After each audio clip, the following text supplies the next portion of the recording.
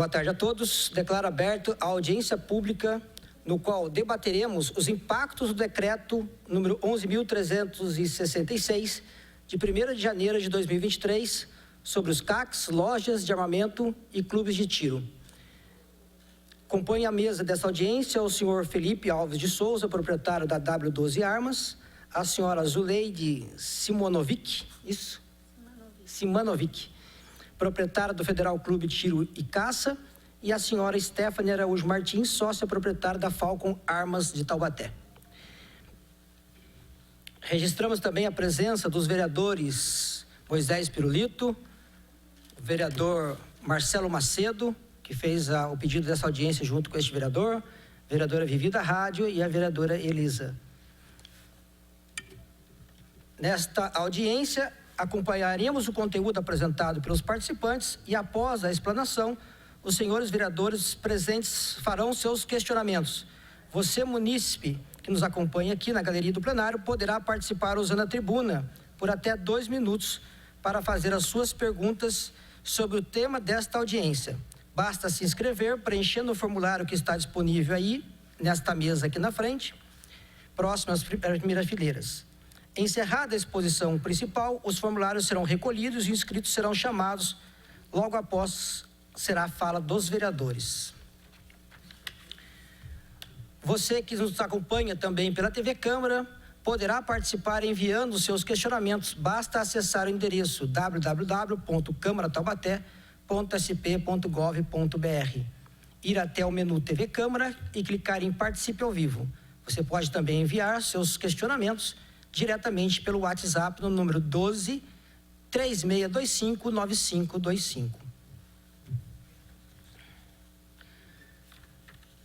Para que os trabalhos transcorram de forma organizada, contamos com a colaboração de todos os participantes para que evitem apartes e outras interrupções àqueles que estiverem fazendo uso da palavra.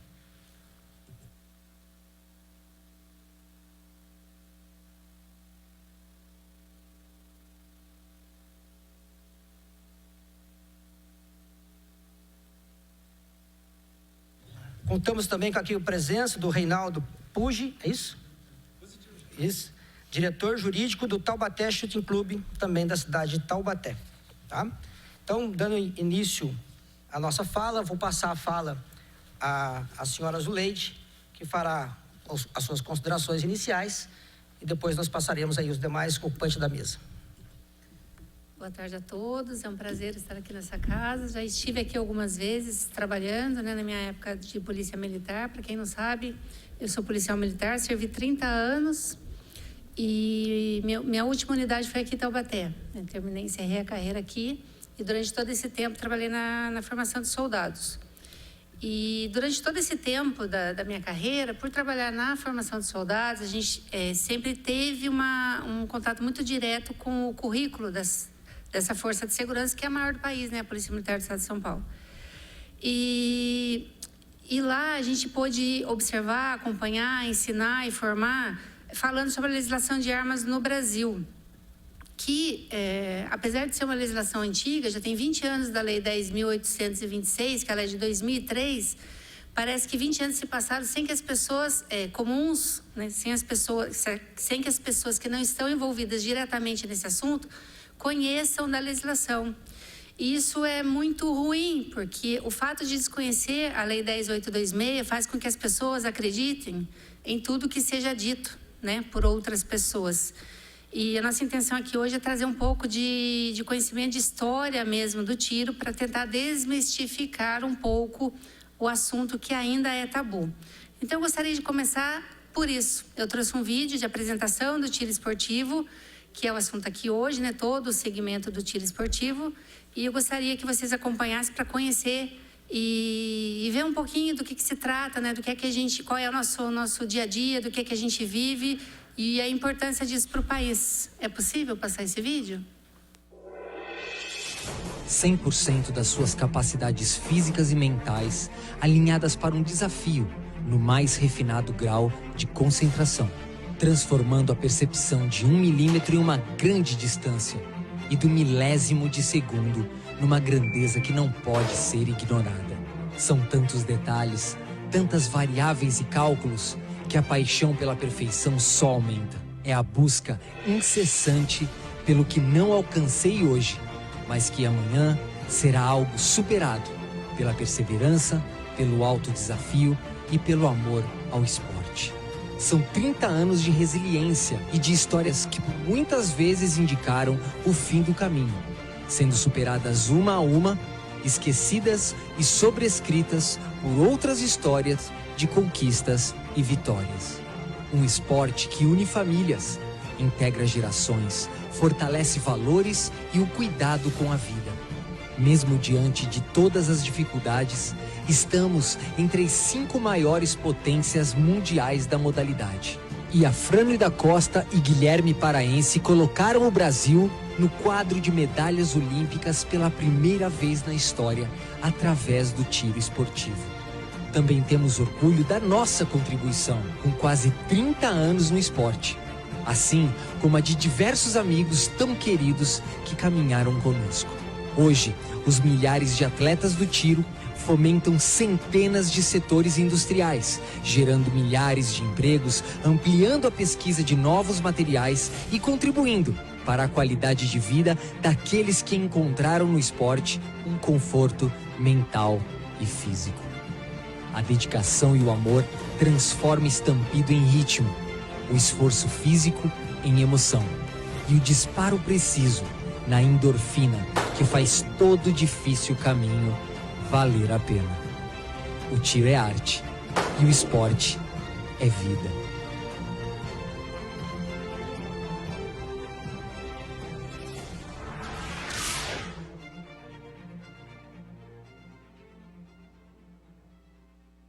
Continua aqui. Então, pessoal, essa família que aparece no vídeo é a família Saldanha. O pai do Jaime Saldanha, ele já foi campeão mundial pelo Brasil em tiro esportivo. E o Jaime Saldanha, que aparece na maioria das imagens, ele é 20 vezes campeão brasileiro, 4 vezes campeão aqui das Américas, ganhou recentemente no Paraguai, banca o próprio esporte para representar o Brasil dentro e fora do país. Então, quando a gente fala de tiro esportivo, a gente não fala de um monte de gente com arma na cintura, falando em violência, falando em atirar contra outras pessoas, não é nada disso. O tiro esportivo é isso, treinar para competir, para obter êxito nos torneios, para ganhar medalhas, ganhar troféus, fomentar a economia e fomentar empregos. Para terem ideia, logo que houve essa mudança aí de postura diante do tiro, o setor se organizou de uma forma até que bastante rápida, isso foi bom para o setor. E estudos foram feitos e concluíram que o setor do tiro esportivo, juntando clubes, lojas de armas, instrutores, despachantes, assessorias, esse setor todo, fábricas de armas, a Taurus é uma das maiores do mundo, eles representam hoje quase 5% do PIB do Brasil. Por isso que a gente não entende por que essa sede de matar esse esporte, né, tão bonito, que trouxe a primeira medalha de ouro olímpica para o Brasil, que foi em 1920, acho que nas Olimpíadas da Antuérpia. 2 militares, eles conseguiram a primeira medalha de ouro para o Brasil em Jogos Olímpicos, e o segundo lugar por equipe ficou também com o Brasil, era uma equipe de militares.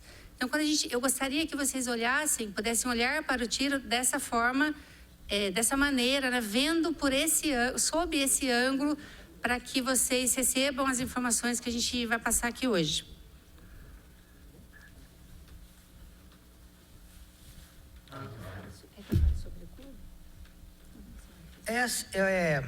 A gente vai fazer o seguinte, depois os vereadores podem fazer a pergunta, principalmente para vocês aqui, fica aberto.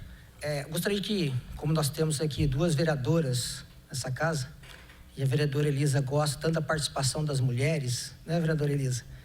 E você está vendo que tem 2 mulheres aqui, né, do mundo do tiro, uma dona de uma loja e uma dona de um clube de tiro, né? E militar, falar a participação das mulheres, se você puder falar sobre o clube, a quantidade de mulheres participando lá, associadas, né? Acho que é importante isso aí. Então, nosso clube conta hoje com 2.900, quase 2.940 filiados. Creio que a gente, em número de sócios, ainda o maior clube aqui da região, mas isso não faz diferença, porque o que a gente quer é somar esforços com os outros clubes para a gente fazer o setor fluir. E as mulheres participam, nós temos muitas mulheres atiradoras, inclusive da área das forças de segurança e das carreiras jurídicas, que procuram o treino esportivo, do tiro esportivo e do tiro defensivo, inclusive. As que possuem porte de arma, elas têm essa preocupação num treinamento constante para que elas estejam conscientes e preparadas no momento de uma necessidade de intervenção. E as mulheres que começam a acompanhar os maridos, porque não entendem por que eles passam tanto tempo dentro do clube de tiro, acho que elas vão junto para ver, né, se é lá mesmo que os maridos estão. Aí acabam conhecendo o clube, verificando como é o ambiente e vão tomando gosto pela coisa, e muitas das vezes as esposas se tornam atiradoras também, acompanhando os maridos. Então a gente tem hoje ainda um grupo ali em torno de umas 100 mulheres, acredito eu, não trouxe esse número aqui na ponta da caneta, mas umas 100 mulheres, ainda é pouco diante, né, do efetivo de homens que a gente tem, mas a gente nota que elas estão cada vez mais aderindo ao tiro, seja como uma possibilidade de praticar a autodefesa, como também de ingressar nesse esporte. Apesar de não parecer, muitas mulheres também procuram a aquisição de arma de fogo, né, que são dois caminhos diferentes. Um caminho é o tiro do esporte, né, da prática em clubes de tiro, e outro caminho é a aquisição de armas para defesa pessoal. Então, são duas possibilidades. Se a pessoa deseja ter uma arma em sua residência ou no seu local de trabalho para defesa própria, esse caminho que tem que ser percorrido é o da Polícia Federal, que é uma arma de defesa. Se a pessoa deseja prática de esportes, competir, participar de torneios, ir em clubes de tiro com sua arma, o caminho que ela tem que seguir é um processo que é apresentado perante o Exército Brasileiro. Então, apesar da gente falar o assunto arma, ele tem dois caminhos distintos, duas possibilidades, né, dependendo do objetivo que a pessoa tenha com a arma. Mas o que eu gostaria de deixar claro é que nenhum desses caminhos é muito simples. Ambos os caminhos são bastante burocráticos, porque às vezes a gente conversa com pessoas e da maneira como algumas pessoas discursam sobre isso, muitas vezes fica parecendo que basta você ir até a esquina numa loja de armas, você sai com a arma na mão e sai por aí com um monte de munição no bolso para fazer o que bem entender. Não, isso não existe, tá? É um caminho a ser percorrido. A pessoa tem que comprovar perante o órgão que, dependendo do caso, é a Polícia Federal ou o Exército, uma série de requisitos. E o primeiro requisito que essa pessoa tem que comprovar é a aptidão psicológica. Ninguém começa um caminho para aquisição de armas ou para praticar o tiro esportivo sem, antes disso, fazer o primeiro passo, que é participar, se submeter a toda uma bateria de testes psicológicos para que um profissional credenciado pela Polícia Federal, não é qualquer psicólogo, ele tem que ser credenciado pela Polícia Federal, diga que essa pessoa está apta psicologicamente para manusear uma arma de fogo, seja no esporte ou seja na defesa. Após ser aprovada nesse teste psicológico, essa pessoa tem que se submeter a um teste de legislação e prática de tiro. Depois, estando apta nessas duas provas, ela vai juntar uma série de certidões negativas de todas as esferas criminais e mais comprovante de residência física, comprovante de ocupação lícita, uma série de coisas. Só falta apresentar certificado de primeira comunhão para que ela consiga fazer a aquisição da sua arma ou iniciar no tiro esportivo. Isso é muito importante de dizer. É um caminho burocrático, as exigências são muitas e a pessoa só inicia, ela só vai ter a posse de uma arma de fogo, seja para sua defesa ou seja para a prática do tiro esportivo, depois de comprovar todos os requisitos exigidos pela legislação. Obrigado, Zuleide. É o que a gente costuma brincar às vezes, né, vereador Macedo? Que você selecionar um bom partido para o seu filho ou para sua filha, se ele for CAC, você sabe que ele já passou por todos os critérios, né, de uma pessoa de bem. Né? Deixa eu saber se esse primeiro é CAC, aí talvez sirva para namorar com a minha filha, que eu sei que ele passou pelo crivo de todos os órgãos públicos aí. Eu passo a palavra, então, agora. Desculpa, antes disso, eu anunciar aqui a presença do Alexandre Ferri, secretário de Desenvolvimento, Inovação e Turismo da cidade de Taubaté, né? Que o mundo do tiro, os clubes de tiro, envolve muito a questão do turismo. nos nossos clubes da cidade, nós temos pessoas de fora que são associados aqui, então, pessoas da região do Vale do Paraíba vêm para os clubes de tiro de Taubaté praticar seu tiro, competição. E também a presença do Felipe Mazui, assessor parlamentar do vereador Adriano Coletor Tigrão, também está presente aqui. Gostaria também o vereador Diego Fonseca também esteve presente aqui, tá? Passa a palavra agora à senhora Stephanie, para que faça aí a apresentação dela sobre os impactos que tivemos das lojas de tiro.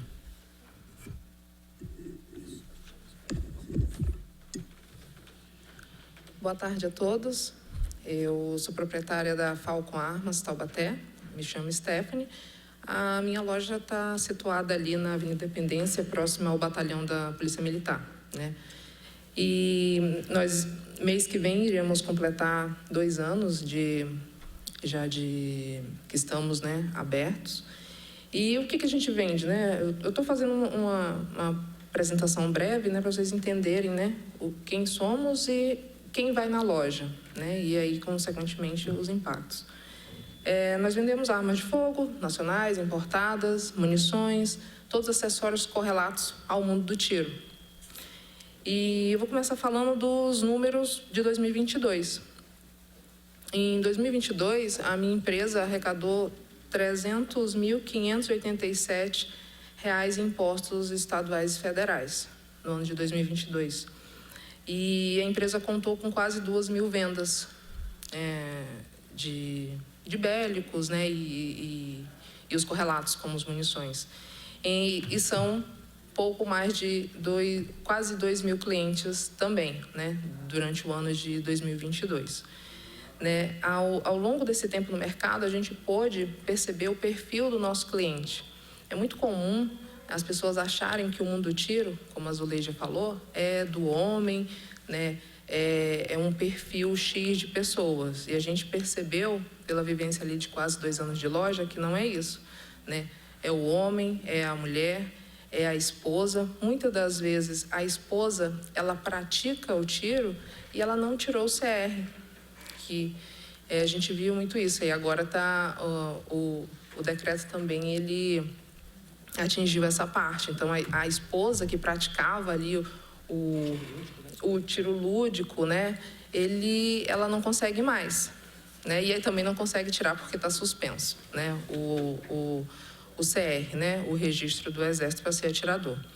A gente percebeu também, né, um outro perfil que seria de senhores, né, as pessoas de todas as idades, a partir ali de 25 anos, jovens, como, né, pessoas mais maduras e de todas as profissões.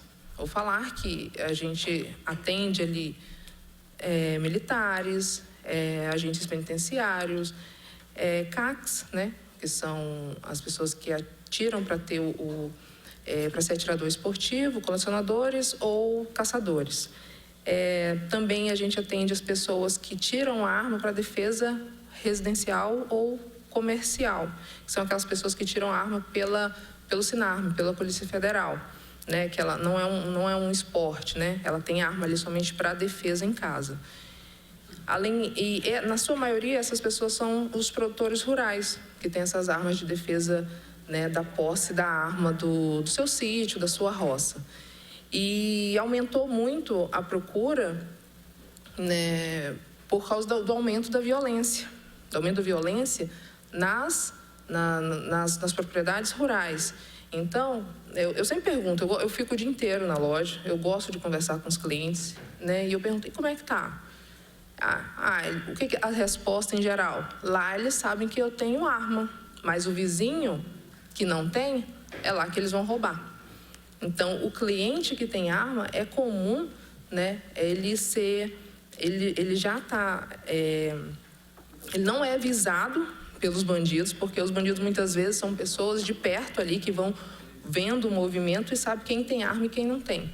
Então, foi essa uma tendência, um perfil que eu percebi dos clientes. Além disso, né, do cliente mesmo, do bélico, a gente trabalha com acessórios, vestuário tático, coldres, camping, produtos de arqueria também. E são tudo produtos que, se a loja, né, não estiver mais aqui, né, que a gente está falando sobre os impactos do decreto e afetou muito, são clientes que vão ficar órfãos ali, né, de acessórios para comprar pessoalmente e vão acabar recorrendo para a internet. Esses clientes da internet, eles não geram renda nem emprego aqui em Taubaté. Eles vão gerar imposto para outros estados. Então, a importância, além do mundo do tiro ali, os correlatos, né, que a gente também trabalha na loja. Então, eu gostaria de falar um pouco da cultura da arma de fogo, porque hoje a gente vê muito as pessoas comentando que foi dos 4 anos, os últimos 4 anos, que foi fomentado, foi incentivado, foi popularizado a arma de fogo. Mas pelo perfil dos clientes, e a gente vê que não é bem isso. Quem não tem um avô que tem uma arma, que já teve uma arma, que tem 2, 3 armas. Então, assim, essa cultura vem bem de antes. Igual também já foi falado da medalha olímpica que foi conseguida pelo Brasil pelo mundo do tiro. Então, isso de que foi nos últimos 4 anos que foi aumentado, incentivado e popularizado, não é bem assim, porque essa cultura do tiro, ela sempre existiu, mas ela estava reprimida. Ela estava reprimida e o que aconteceu? Muita gente acha que o decreto, né, dos anos anteriores, do antigo presidente, foram para facilitar. Nunca houve facilitação, né? O que aconteceu foi aumento de quantidades, mas as exigências continuaram as mesmas. Como foi falado, psicólogo, instrutor de tiro, e transformaram características, quando você ia conseguir uma arma de fogo que era discricionário, então te deixava na mão do delegado ali se você vai ter uma arma ou não, de forma objetiva. É preto no branco, preciso disso, disso, disso e disso. Então, antes mesmo de tentar tirar uma arma, você sabia que atendia às exigências ou não. Foi isso que os últimos decretos fizeram. Mas, então, falando do pós-decreto, né? O que impactou? O que eu vejo que impactou? A limitação da quantidade de munição foi um impacto muito grande, né? Hoje eu vejo que para quantidades ridículas, né? Desculpa falar assim com os senhores, mas o que acontece? Uma pessoa que tinha uma arma na posse, no Sinarme, ela poderia comprar 600 munições ano. Esse valor caiu para 50 anos, falando do Sinarme. Quem conhece o mínimo de pistola, essas pistolas modernas de hoje, sabe que elas vêm com 3 carregadores de 17 tiros. Aí já dão 51 tiros. Então, se você preencher todos os carregadores da sua pistola, você já passou do limite anual previsto no novo decreto. E o fabricante fala, né? O fabricante da munição, eu digo, que depois que você abrir o blister, né, que é onde vem embaladas as munições, você tem que fazer a troca dali a 6 meses. Só que essa quantidade de 50 anos é anual. Então, dentro dos primeiros 6 meses, você vai estar dentro das exigências do fornecedor e depois você não sabe como é que vai estar. Outra, se você já atingiu e você vai deixar ali para sua defesa, como é que você vai treinar? Como é que você vai treinar? Se na primeira compra para preencher seus carregadores de uma pistola, você já atingiu o limite do novo decreto. Então, senhores, eu venho trazendo aqui informações que talvez passe despercebida para quem não está ali no dia a dia. Eu estou falando coisas que eu percebo, porque eu lido todo dia com carregador, com munição, com limites, né? Da pessoa da roça ali que não vai poder dar um tiro numa lata para dar um treino, porque senão ela vai ficar sem munição para defesa. E se na hora que ela precisar para defesa, como é que ela vai se defender se ela não sabe atirar? Né? E há estatísticas que o índice de acerto numa situação, mesmo a pessoa treinada, sabendo atirar, é de 20% só, por causa do nervosismo que ela fica. Então, se você, de 50 munições, você vai acertar 20%, se você tiver, né, as 50 munições na hora da defesa. Então, por isso que eu falei quantidades ridículas para a defesa. Se eu for pensar também para atirador esportivo, que quantidade de munição caiu de 5.000 para 600 munições ano, eu também vou falar a mesma coisa. As competições normais, mais comuns, o atirador em uma competição ele gasta 600 tiros. E eu não estou nem falando de competidores de alta performance, como foi demonstrado do Jaime Saldanha. Falando competições de iniciante. Então, isso. O primeiro impacto do pós-decreto é essa quantidade de munições. E aí, então, a pessoa pode pensar assim, não, mas eu sou CAC, eu posso recarregar minhas munições. Não pode também, porque o decreto, ele suspendeu a venda de insumos para recarga de munições. Então, a pessoa fica sem ter para onde correr. Tá? Além disso, o decreto também limitou o número de armas. O número de armas para cada cidadão. Cada pessoa agora só pode ter 3 armas. Mas se você está em casa me ouvindo, falando, nossa, mas que exagero, né? 3 armas, tá bom. Tá bom? Depende. Um competidor, ele vai precisar de ele vai precisar de um tipo de arma para um tipo de competição, outra para outro, outra para outro. Além disso, esse competidor não vai ter o direito de se defender em casa, porque para se defender ele vai precisar de outro tipo de armamento. Além disso, competir para se defender e também para ter uma arma de valor histórico, todos esses acervos estão inclusos nesses três armamentos por pessoas. Então, fica inviável também essa quantidade que foi limitada. Tá bom? E, além disso, o que o pós-decreto nos trouxe? Insegurança jurídica. Eu percebo gente que já são atiradores esportivos, mas que estão inseguros de fazer um novo processo. Por quê? Porque eles não sabem se no meio do caminho a regra do jogo vai mudar. A gente, quando mudou o governo e caiu o decreto, que foi dia 1º de janeiro, houve uma insegurança muito grande. E muitos clientes ficaram no limbo. No limbo entre a arma estar comprada, com autorização de compra, mas ainda não saiu a identidade da arma, que é a CRAF, no nome do cidadão. Então, a arma pertencia a quem? Não era mais da loja, não era mais do cliente e não era do Exército. Então, essa insegurança política, jurídica, ela fez com que muitas pessoas que podem comprar ainda, que ainda estão no limite das 3 armas, também recuassem e não comprassem mais. Né?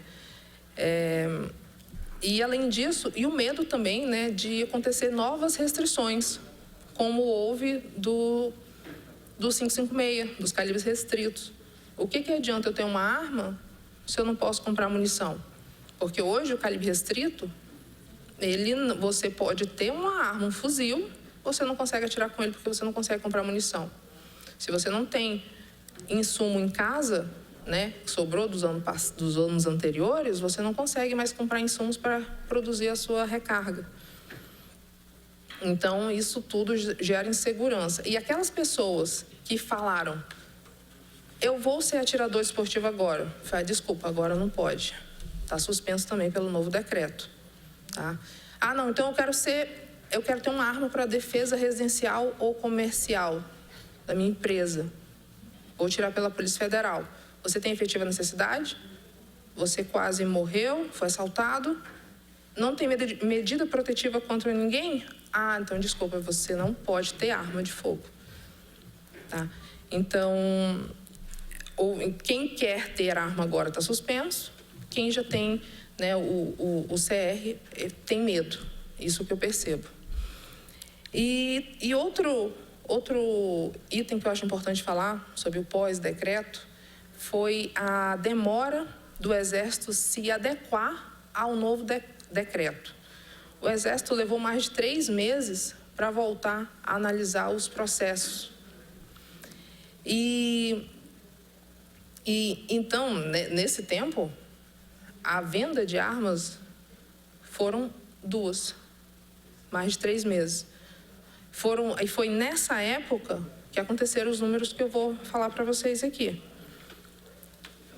Eu tinha 5 funcionários na loja.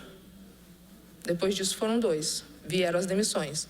Eu oferecia café, cappuccino, bolo para os clientes. Então, aí eu estou pensando o quê? No comércio local. Eu alugava a máquina de café, eu comprava o café, eu comprava o bolo da tia na padaria. Acabou. Eu vou falar nos impostos. Eu falei dos impostos do ano inteiro, né? 300 e 500 mil, mas, na mesma época, eu falava de janeiro, até maio, que são os impostos que já foram fechados. Os mesmos impostos de 2022 somaram R$ 104.318, enquanto a mesma época esse ano foi para R$ 39.128. Houve, então, uma queda de 62% na arrecadação de impostos. Não vou nem falar no meu faturamento, que não interessa para os locais. Interessa a arrecadação de imposto, geração de renda. E o que o Estado, poderia, e o próprio município, fazer com esse dinheiro.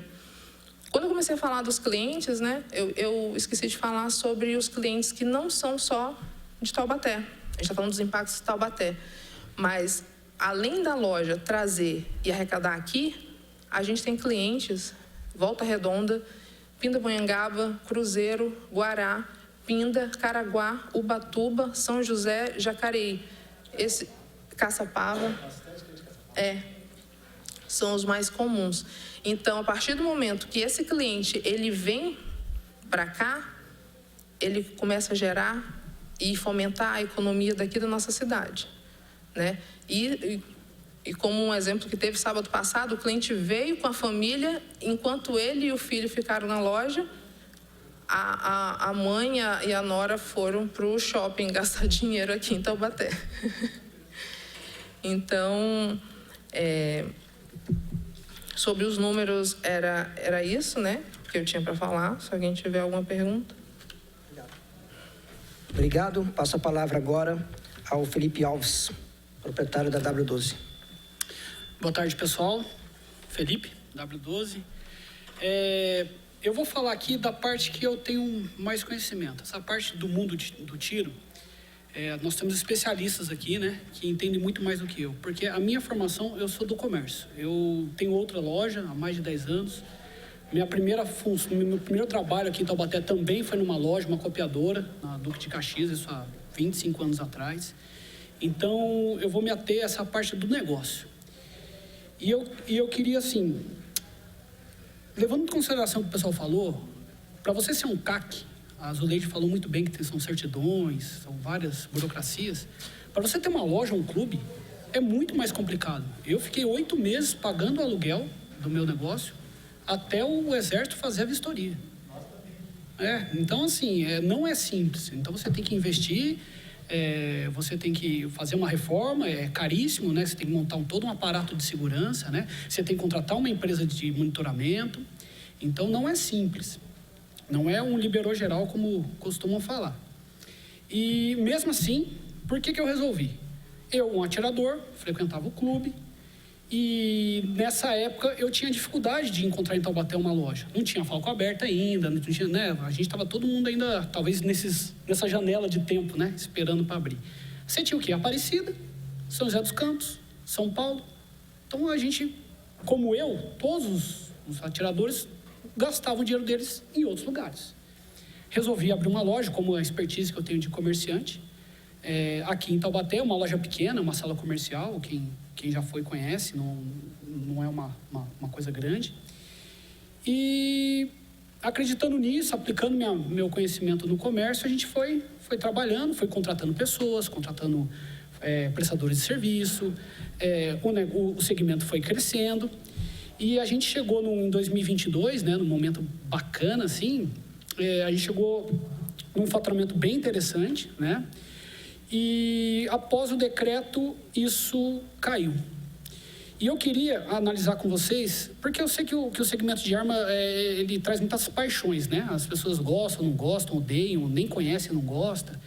Eu queria mudar um pouco. Vamos imaginar que eu tivesse uma loja de fogos de artifício, que também é regulamentado, Eu eu coloco assim, eu duvido alguém concordar ou achar legal que uma loja assim, que recolhia algo em torno de 40 mil de imposto por mês, depois de um decreto, sem qualquer tipo de justificativa legal, porque se for olhar os números, não aumentou o número de violência com o aumento no número de compra, né?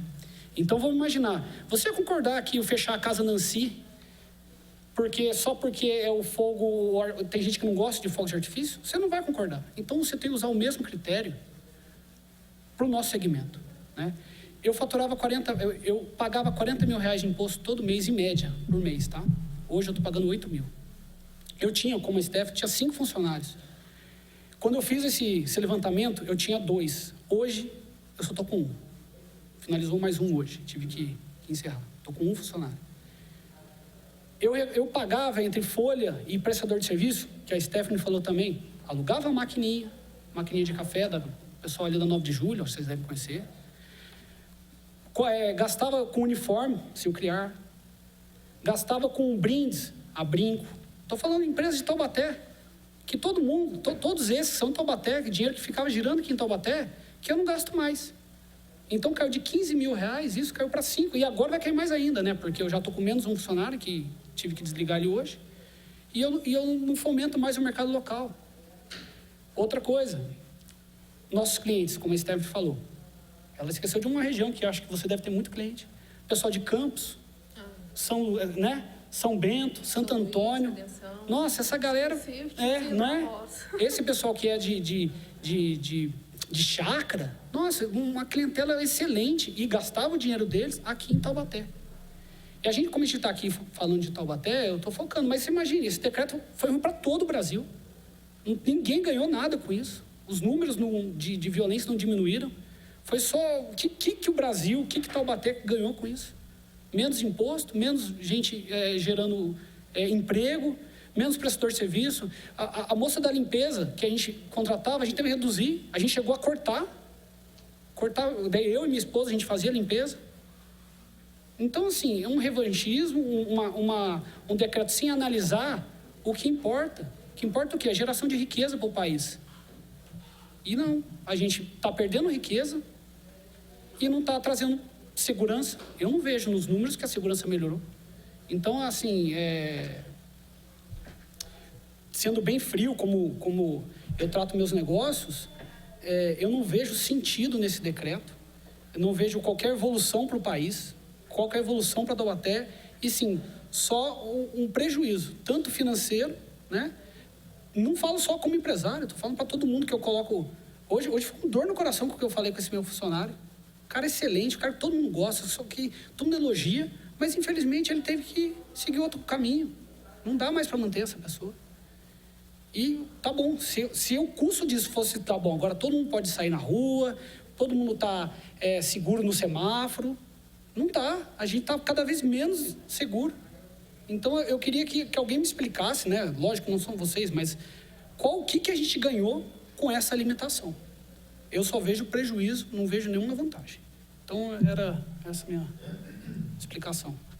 Obrigado, Felipe. Gostaria que a assessoria mostrasse a tabela que ele trouxe ali, que a população que estivesse em casa pudesse enxergar esses números também, que é o que está falando do impacto na loja dele. Isso é apenas uma loja. Posso só falar uma Pode, coisa? ficar à vontade. Só para explicar.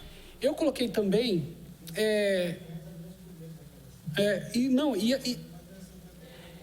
assim, uma coisa era a expectativa de crescimento que a gente tinha para esse ano. Ali na primeira tabela, eu só falo que reduziu. Se eu somar com o que eu tinha expectativa de investimento, de dobrar de 5 para 10 funcionários, o imposto de 40 para 60. Então, assim, é maior ainda essa diferença, o prejuízo que esse decreto trouxe para a gente, né? Então, aquela coluna azul é qual é a nossa expectativa para 2023, se não houvesse esse decreto. Obrigado, Felipe. Passo a palavra agora também para o Reinaldo. Faça as considerações aí. Pode pegar o microfone. É só apertar esse botãozinho do meio aí, ó. Só apertar ali. Aí. Obrigado. Pronto. Bom, meus amigos, meu nome é Reinaldo Pucci, eu sou do Taubaté Shooting Club. Para quem não conhece, nós somos o único clube de tiro instalado num shopping no Brasil, o único clube indoor também da cidade. Nós somos fruto de um trabalho de diversos amantes do tiro, empresários, funcionários públicos, militares, que criaram um clube para oferecer para a região um ambiente seguro, moderno, estruturado para a prática do tiro. Eu acho muito importante que a Câmara Municipal esteja trazendo esse espaço para o debate da matéria, porque Taubaté tem 3 lojas de armas e 3 clubes de tiro. Ou seja, é um setor importante para a cidade que arrecadava uma média, pelo que eu ouço aqui, 40, 50 mil reais por mês de impostos. Então, são 150 mil por mês de impostos que geravam aqui de atividade e que parou. Fora isso, a gente compra brinde, camiseta, uma série de coisas que também movimenta a cidade. Nosso clube chegou a ter 12 funcionários. Nós estamos agora com 4. Então, e se as coisas continuarem assim, talvez vai ter um cara só para abrir a porta e fechar. Então, esse é o detalhe. Mas eu queria falar sobre o mundo do tiro primeiro, pessoal, pelo seguinte. O que me trouxe aqui mais foi aproveitar a oportunidade para ver que existem um movimento no mundo inteiro para desarmar as pessoas. Isso aí existe, já não é de agora. Já desde a época antes da guerra, a gente via essas movimentações de desarmar as pessoas. Vimos na Venezuela o resultado, o que aconteceu. Porque a liberdade de um povo, o grau de liberdade de um povo pode ser medida pela capacidade que ele tem de possuir armas de fogo. Você pode ver na Coreia do Norte, qual é a possibilidade que um cidadão coreano, do norte-coreano, pode ter uma arma? Nenhuma. Em Cuba, nenhuma.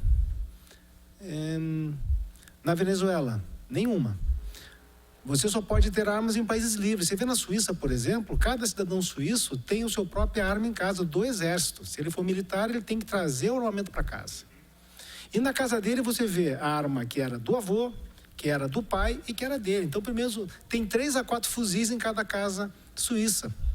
Então, você vê que o grau de liberdade de um povo também pode ser medida pela capacidade que esse povo tem de possuir e manejar armas de fogo. Para mim, a liberdade e armas de fogo têm que andarem juntas. Porque se você não tem poder, não tem poder físico, você não é humilde, você é só um fraco. Esse é um ponto. Na questão de armas, pessoal, aqui no Brasil, eu estava em Brasília, eu era assessor da Câmara Federal em Brasília, quando surgiu a lei do desarmamento. Em 2003, se vendeu a ideia de que seria possível viver num país sem armas, que as armas traziam violência, que os homicídios desapareceriam do dia para a noite. E o que houve foi a triplicação dos homicídios. Chegamos a 70 mil homicídios por ano. Com esse retorno, pelo menos em parte, que o Bolsonaro ele permitiu, tirando... porque quando veio a lei do desarmamento, a lei de 10.826, essa lei só deveria vigir se houvesse digamos assim, um referendo onde o povo diria não às armas. Só que o povo disse sim às armas. E mesmo assim, essa lei continuou vigindo e continuou criando entraves para o mundo das armas. E nós temos 2 problemas aqui para a posse de armas do Brasil. A primeira é a seguinte: está na lei esse problema. A lei veio de uma forma restritiva, tirou o porte de arma do cidadão comum e deixou só contemporizado para algumas categorias funcionais. Policiais, militares, etc, Receita Federal, aquela coisa toda. O cidadão comum ficou, então, com a obrigação de comprovar a necessidade para ter esse porte de arma. Eu venho do Rio Grande do Sul. Eu tive porte de arma aos 18 anos de idade. Mais de 500 mil pessoas tinham porte de arma no Rio Grande do Sul quando a lei do desarmamento entrou em vigor. Hoje são 70 portes de armas. Foram expedidos pela Polícia Federal para um universo que, na minha idade, quando eu tinha 18 anos, eram 500 mil. Então, essa restrição vem da lei e tem esse viés internacional de desarmar as pessoas. Isso nós temos que pensar. E esse viés, ele utiliza algumas falácias argumentativas de que demonizam a arma, demonizam o proprietário da arma, quando é totalmente o inverso, né?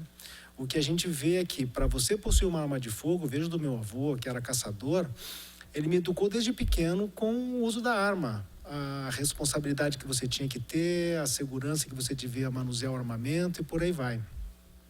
O respeito ao próximo, coisas que hoje a gente não vê num país sem armas. Acho que as pessoas não conseguem ter uma educação melhor porque tirou-se a arma delas.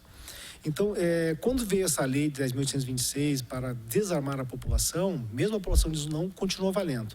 Aí você vê lá no decreto que veio para regulamentar a lei. Para você ter a posse de armas, você só precisava declarar a necessidade. Está na lei isso aí. E não existem palavras inócuas na lei.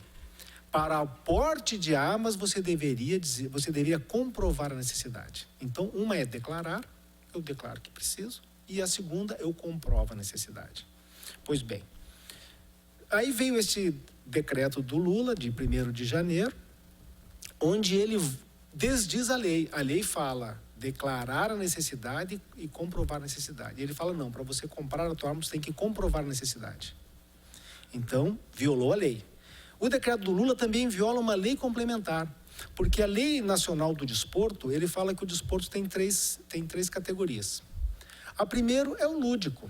É aquele cara que é esportista, mas é um esportista para brincar. Ele não pertence a clube, ele só vai bater uma pelada no final de semana.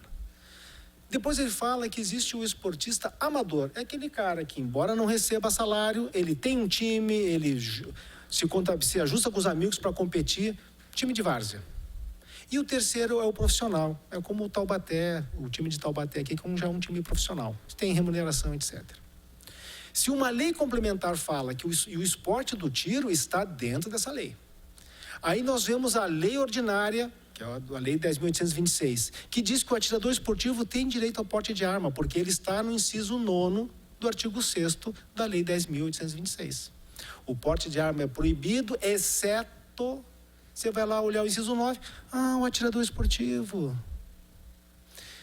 Ok, aí vem um decreto que viola não só a lei complementar, dizendo que o tiro lúdico não é mais permitido, viola também a lei original, dizendo que o atirador não tem mais direito a porte de arma, ou seja, eu vou treinar no meu clube, eu tenho que levar as minhas armas desmuniciadas, eu posso ser assaltado em qualquer esquina e ter minhas armas retiradas. Segurança nenhuma. E o terceiro ponto que o decreto violou é o limite de armamentos que as pessoas têm direito. Ou seja, na lei não existe nenhuma limitação à quantidade de armamento. Isso vinha numa portaria do Exército que dizia, olha, para quem é atirador de nível X, você tem direito a 4, de Y você tem direito a 8 e o maior nível você tem direito a 12 armas. Então não está previsto em lei. E quando você é agredido juridicamente, você por ser atirador esportivo, ser proprietário de loja de arma, por ser de dono de um clube de tiro, você é agredido no seu direito, significa que o país não tem direito mais para ninguém. O que impede amanhã sair mais um novo decreto dizendo, não, agora mulheres não podem andar de rosa, ou não podem usar óculos, ou não podem mais pintar as unhas? Porque aí você vê quando uma legislação que agride as leis maiores, ela é corroborada pelo Supremo, e o nosso sistema político federal, que é o Senado, não consegue na lei de contrapesos, feito pela Constituição, não consegue botar um fim a isso, não consegue fazer um balanço a isso, você vê que o país está doente. Então, eu achei importantíssima essa conversa, porque existe uma segunda forma também de combater as armas no Brasil. Está sendo tentado em várias cidades. Vem aqui uma pessoa de muito boa vontade, muito boa índole, com um bom sorriso e fala, senhor presidente, vamos dizer que não pode mais ter clube de tiro em menos de 300 metros de cada escola, ou 300 metros de um hospital, ou 300 metros de uma creche. Isso para combater a violência. Aí os senhores acharam muito boa a ideia, aprova a lei. Aí quando você vê na tua cidade não pode mais ter nem loja de arma e nem mais clube de tiro, porque 300 metros de cada pontinho desse dá o município inteiro. Então, nós temos que prestar bastante atenção, porque essa onda de desarmamento não é só uma narrativa que a gente vê consolidada num decreto. São pequenas ações que podem, inclusive, iniciar pelo Legislativo Municipal. Então, quando o Legislativo Municipal abre espaço para o debate do tema, nós estamos nos precavendo que a gente não cai nesse tipo de armadilha.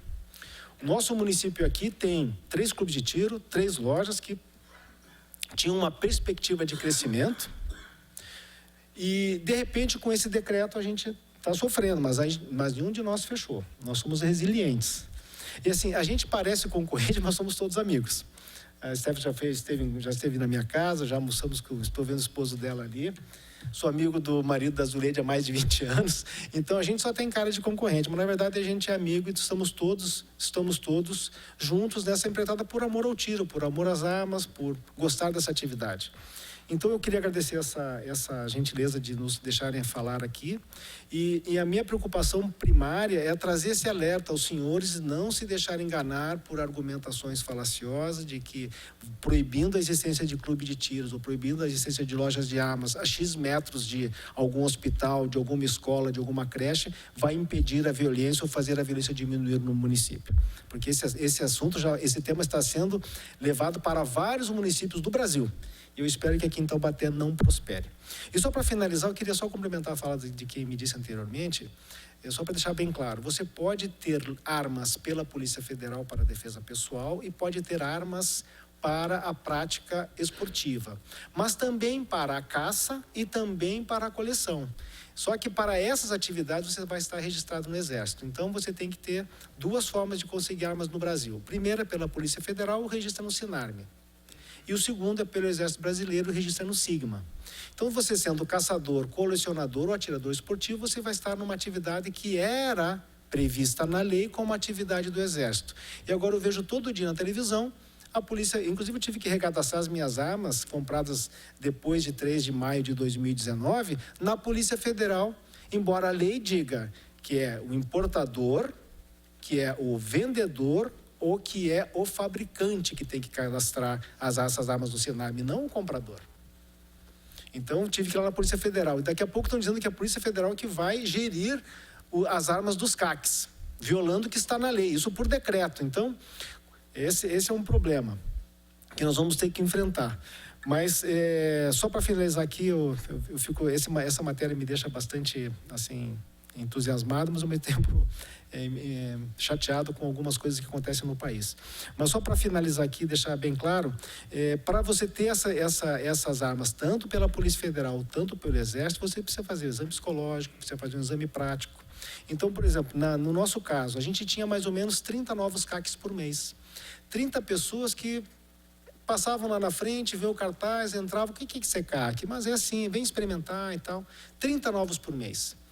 30 novos CACs por mês significava 30 novos exames psicológicos, 30 exames práticos, pagamento de 30 taxas para o Exército e 30 filiações para o clube. Isso tudo acabou de janeiro a junho. Nós não conseguimos fazer um CAC de janeiro a junho. Então, a gente só sobrevive por resiliência e por vontade de amor mesmo à atividade. Porque o certo era fechar as portas e montar um outro negócio, é sorveteria, é outra coisa que no fundo vai.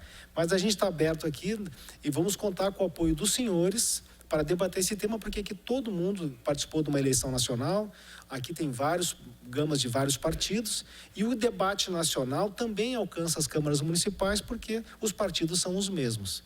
Então, narrativas à parte, e assim, diferenças ideológicas à parte, o esporte do tiro só traz benefícios para a cidade de Taubaté. Muito obrigado. Obrigado, Reinaldo. Gostaria também de colocar exatamente esse sentido, né, que a gente vê. A finalidade dessa audiência, ela não vai mudar a realidade do decreto. Porque o decreto, só quem pode alterar é o próprio presidente ou o Senado e a Câmara dos Deputados, né, com um decreto legislativo que revogue o decreto.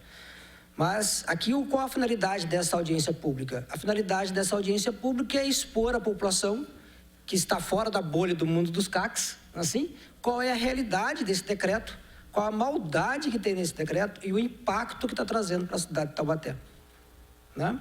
Porque não é um impacto, como bem disse aqui, não é só o impacto em quem tem loja de arma, mas os fornecedores dessas lojas de arma, né?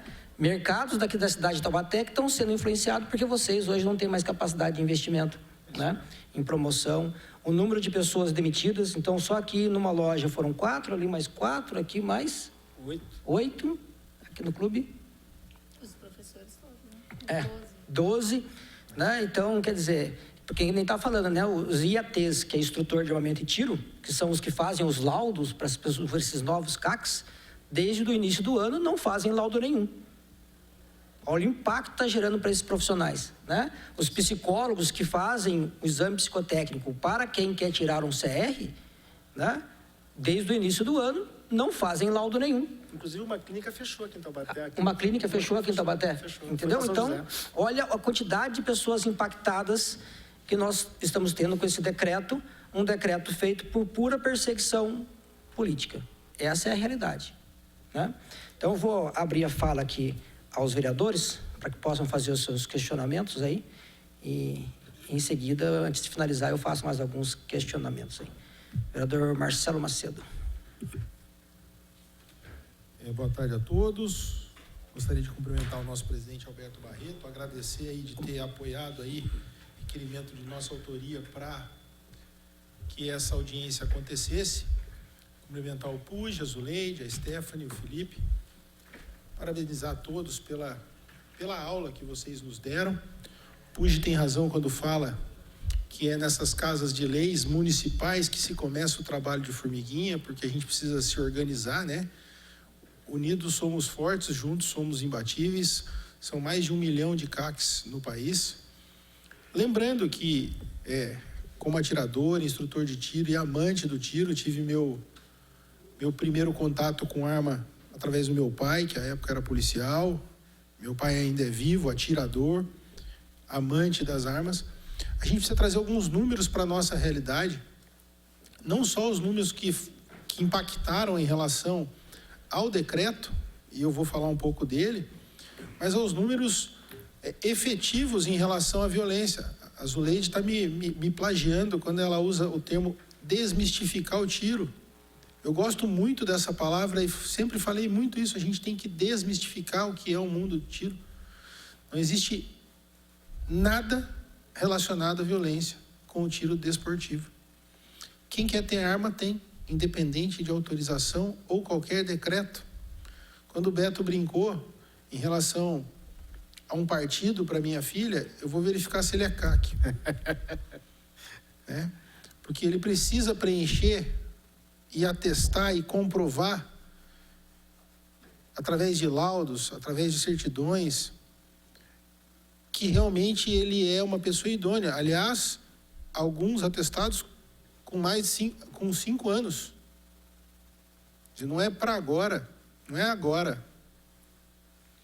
Então não é simples ser um colecionador, atirador ou caçador. E aí nós vemos, né, com a fala dos senhores aqui, é importantíssimo a gente discutir o quanto o país pede. Nós estamos falando de Taubaté, mas o quanto o país pede em relação à geração de empregos, à geração de impostos, o turismo, né? O deputado e amigo Castelo Branco criou a Rota do Tiro, o deputado e amigo Danilo Balas criou o procedimento, o POP, procedimento de abordagem aos CACs, que éramos vistos, no primeiro momento, com maus olhos pelas forças de segurança. Estava conversando isso antes da audiência começar. Nosso governador tem usado o termo forças policiais, eu acho que nós somos forças auxiliares. A gente não sabe o dia de amanhã, estamos vendo o que está acontecendo aqui. No mundo, um país invadindo o outro. E tem países que já disseram que se não acontecesse como eles gostariam, que eles invadiriam, e nós estaríamos prontos para defender o nosso país, a nossa pátria, a nossa família. É um direito cidadão previsto constitucionalmente. As pessoas se esquecem que foi feito um referendo em 2005 sobre a questão desarmamentista. E a maioria votou não. E mesmo assim, quiseram desarmar. Então a gente precisa quebrar alguns paradigmas e discutir, sim. Meu pai me apresentou a minha primeira arma com 14 anos de idade, quando ele foi trabalhar fora, e falou: agora você é o homem da casa. Eu acho que ele está nos assistindo aí. Meu pai é um amante de arma de fogo, tem 84 anos e não sai de casa sem a dele. Então eu fico preocupado com o que nós estamos vivendo, porque a gente não sabe. Ontem, se não me engano, foram 3.500 saidinhas aí. 3.500. É a lei que prevê isso, eles saírem. E como o Puig bem colocou, é a lei que regulamenta a arma, não é decreto. Então, sem nenhum estudo sobre números de violência, sobre números, inclusive, que é importantíssimo, né? Eu que trabalhei na polícia científica, eu costumo dizer o seguinte: existem muito mais acidentes domésticos com piscinas, matam muito mais do que acidentes domésticos com armas de fogo. São números. Ah, mas a violência... Bom, o bem, o certo e o errado sempre existiram. Hoje, o que eu tenho dificuldade de lidar em relação à violência é a maldade. Antigamente, o cidadão vinha te roubar, te subjugar o emprego de arma de fogo. Ele, uma vez obtido o resultado, ele te deixava embora. Hoje, se ele não gostar da cara que você olhou para ele, ele te dá um tiro. Antigamente, eu duvido que alguém partisse para cima de um policial azulejo que trabalhou na rua. Quando você falava, ouvia um policial, uma viatura, independente de você saber o que estava acontecendo, você respeitava. Naquela época não tinha GoPro nas câmeras, né? Nem Big Brother. Mas, enfim, o que eu quero dizer com isso é que perdeu-se o respeito e a maldade está aí. Recentemente tivemos aí, há 2 semanas atrás, 2 policiais que foram alvejados, talvez porque não tenham tido treinamento de retenção, contra-retenção, que é muito importante, que é moderno, e na região nós temos aqui especialistas para isso. Eu sou um grande incentivador do Ragazine, para que a gente divulgue e dissemine isso aqui, primeiro começando no âmbito local, e depois que a gente cresça isso como obrigatoriedade para as forças de segurança. Está aí, está acontecendo. Então a gente precisa entender e discutir e tratar com naturalidade. Hoje o policial tem medo de reagir a uma injusta agressão. Uma semana depois que 2 policiais, um tomou um tiro no rosto e o outro tomou um tiro no abdômen e na perna, aconteceu uma situação idêntica na capital de São Paulo. Aquele cidadão que deu exemplo, serviu de exemplo para que outros tomassem coragem. Não deu muito certo, porque o colega do outro policial foi e atirou. Eu não sei o resultado, se ele faleceu ou não. E aqui nós não estamos torcendo por isso. Não é isso. Não estou dando uma de faur aqui, não é isso. Eu acho que a gente tem que respeitar a legislação, mas quando a gente fala, o respeito tem que ser recíproco. O que não aconteceu com esse decreto que só fala em restringir, suspender, tornar sem efeito, né? Então a gente quer que esse assunto, hoje discutido aqui em pequena proporção, e eu quero justificar, porque eu fui cobrado a esse respeito, fazemos audiências no período da tarde, porque não podemos fazer no período noturno por questões de hora extra, e o mesmo que nos proíbe nos cobra de fazer. E aí a gente fica naquela, né? Não, você tem que fazer, a gente faz, não tem... Aí, não fez, tem que fazer. Então é meio complexa a situação da audiência pública no período noturno, mas podemos sim fazer isso aqui, essa primeira audiência pública como um projeto piloto para colher assinaturas, para cobrar de nossos representantes, nossos deputados estaduais e federais, para que isso suba e que seja, como nós estamos sendo referência aí para o DGEC da Polícia Civil, projeto de minha autoria, que, se Deus quiser, vai ser a primeira cidade do estado, onde além da atividade delegada, que hoje é possível para a Polícia Militar, que o policial no seu horário de folga venda essa folga para o estado, que o município assim o faça através de um convênio para a Polícia Civil, porque não adianta eu sobrecarregar uma delegacia que já está sucateada e sem funcionários, com números defasados.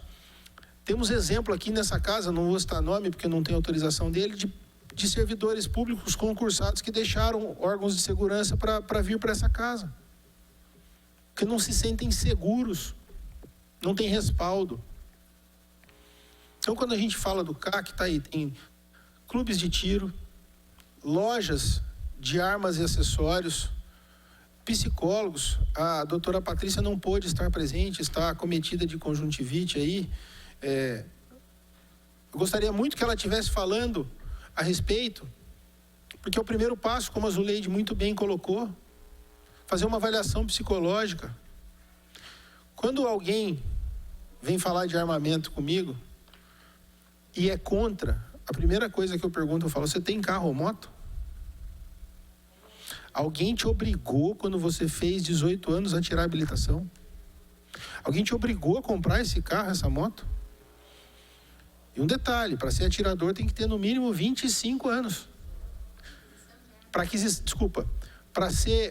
adquirir uma arma de fogo tem que ter no mínimo 25 anos. E para ser atirador, no mínimo 18. Antes era permitido, supervisionado.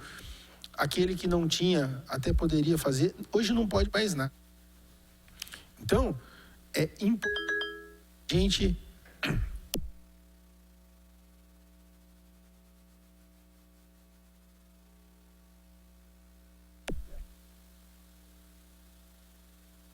É importantíssimo que a gente discuta o decreto. Eu não vou me alongar, porque o tema é apaixonante aí, como disse aí o Puj e a Zuleide, mas eu preciso ler o artigo 5º do decreto, que diz assim: para fins de aquisição de arma de fogo, de uso permitido, de emissão do certificado de registro de arma de fogo, administrado pelo SINARME, que não é que mais rege aquele que tem uma arma para a sua defesa, eu preciso comprovar a efetiva necessidade, ter no mínimo 25 anos, apresentar o original e cópia de identificação pessoal e comprovar a idoneidade e existência de inquérito policial ou criminal por meio de certidões antecedentes criminais das justiças federal, estadual, militar e eleitoral, capacidade técnica para o manuseio de arma, aptidão psicológica para o manuseio de arma de fogo, atestada em laudo conclusivo fornecido por psicólogo credenciado pela Polícia Federal e ocupação lícita e de residência certa por meio de documento comprobatório. E mais, apresentar declaração de que sua residência possui cofre ou local seguro com tranca para armazenamento das armas de fogo desmuniciadas e que seja proprietário, de modo a adotar medidas necessárias para impedir que menor de 18 anos de idade ou pessoa civilmente incapaz se apodere de arma de fogo sob sua posse. Isso aqui está no decreto. Para os CACs, além de tudo isso, que somos aí fiscalizados pelo Exército, após preencher todos os requisitos, tem uma inspeção, uma vistoria que é feita na residência de cada um de nós aqui. Além disso, as visitas esporádicas de fiscalização aos clubes, lojas e residências.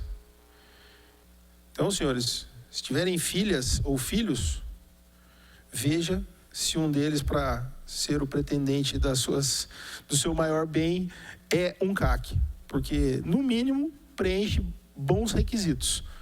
Eu não vou me alongar muito, parabéns mais uma vez, obrigado a todos, Puj, Zuleide, Stephanie e Felipe aí pela presença.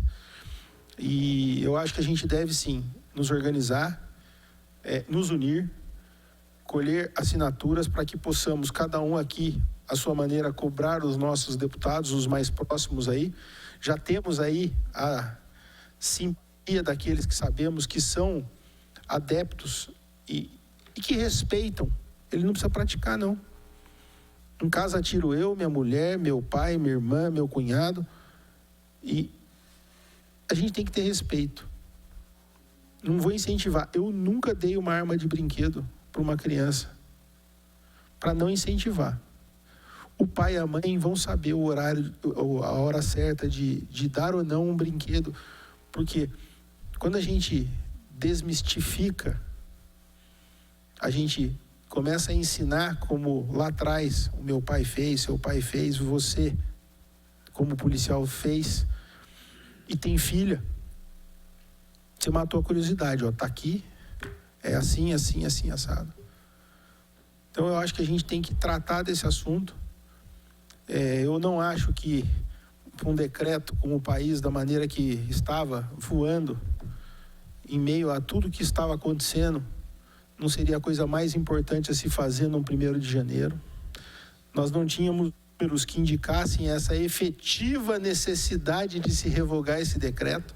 Eu acho que foi mais uma decisão política, eu não vou entrar no mérito, como questões... não vou, a palavra é respeito, né? Hoje nós temos um governo legalmente constituído, goste quem goste ou não, mas vamos respeitar. Agora, precisamos vir para a mesa de negociação e discutir isso, porque não se governa sozinho, né? Muito obrigado a todos. Obrigado, vereador Macedo. Quero registrar a presença também do vereador Paulo Miranda. Também registrar a presença da Tereza, assessora parlamentar do vereador Dentinho, também se faz presente. Passo a palavra agora à vereadora Elisa, para fazer as suas considerações. Boa tarde. Eu queria começar falando da questão de desmistificar, né?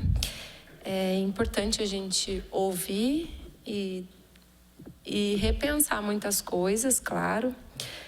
E eu queria aproveitar nós estamos falando de armamento, mas eu queria aproveitar o desmistificar e falar que leite fraco não existe, tá, gente? As mamães, as futuras mamães, não existe leite fraco. Leite fraco é um mito.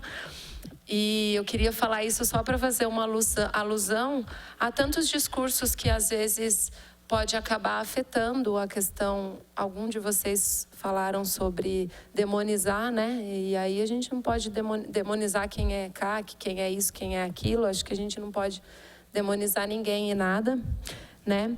E aí eu vou entrar nessa cautela de ter um discurso apaixonado, um discurso politizado, politiqueiro, porque aqui a gente eu tento olhar para essas questões de uma forma racional e não tão passional.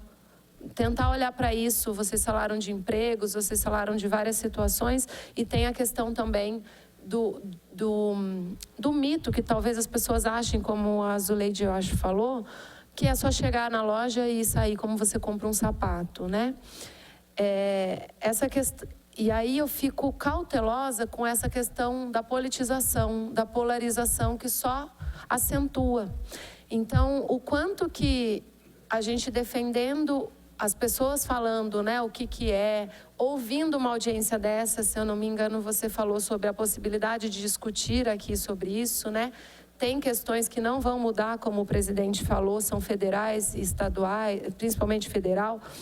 Mas trazer essa discussão para o município eu também acho que é importante. As pessoas precisam estar abertas para escutar. Nessa casa são feitas muitas audiências, eu participo, acredito, de todas. Então hoje me questionaram de estar aqui, eu falei, eu participo não só dessa como de outras, porque se eu também ver só quem pensa como eu não evoluo, né? Mas, então assim, a princípio eu queria ver como é que vocês podem continuar defendendo o esporte, por exemplo, que pode se tornar uma pauta ideológica, sem fazer isso, né? Para a gente não cair nessa divisão de lá e cá. Senão, e aí a gente entra na questão de políticas públicas e política de governo e de Estado, senão, 1º de janeiro, de 4 em 4 anos, a gente vai ter mudanças, não só falando agora do decreto em si, mas em várias outras políticas públicas que, infelizmente, isso é uma realidade no município. A gente tem coisa boa, quando muda o governo, muda aquela política pública, né? Então, o quanto que a gente pode falar tecnicamente, de uma forma mais racional, para a gente não potencializar esse discurso polarizado, né? E colocar causas que são legítimas como causas ideológicas, que aí acaba prejudicando os ideais do todo, do coletivo. Minha questão eu queria só perguntar se vocês têm acompanhado, porque na ementa do decreto está escrito a instituição de um grupo de trabalho para apresentar a nova regulamentação à lei. Então, se vocês estão acompanhando esse grupo de trabalho e se está, como é que está isso? São essas as minhas questões. Muito obrigada, presidente. Vamos lá, vereadora, eu concordo com você quando fala que o esporte deveria estar apartado de qualquer ideologia política. O ponto ideal da sociedade seria que tanto o direito inalienável à legítima defesa, que diz respeito à aquisição de armas de defesa, quanto o direito de praticar esportes, não mudasse por conta de mudança de governo. Qualquer que fosse o governo, as pessoas continuariam levando suas vidas da mesma maneira, cumprindo as regras, seguindo as leis. Isso seria o ponto ideal. Sobre o esporte, não é o CAC, não é o caçador, nem o colecionador, nem o atirador que cria a polêmica e nem a politização sobre o assunto. Pelo contrário, nós somos vítimas dessa polarização. Para nós seria perfeito que ela não existisse. Não é? Agora, o que as pessoas têm que fazer? E acho que esse alcance aqui na Câmara, no município, isso é importante porque as pessoas, elas não moram na federação, elas não moram no estado, elas moram no município. Então, é na cidade que a gente tem que ensinar as pessoas a pensarem por si. Por que ninguém se preocupa com o jogador de futebol, com o paraquedista, com o surfista, com o piloto de Fórmula 1? O problema é só o atirador? E as outras atividades de esportes? Elas não têm problema? Vamos citar um exemplo aqui. Existe um esporte que é de luta, que eu acho asqueroso, acho horroroso, que um fica socando a cara do outro até a pessoa ficar toda inchada, quase morrer. Ninguém fica com repulsa disso. Ninguém vê nada de mal nisso, não é? E é uma coisa que ofende até aos olhos a gente assistir.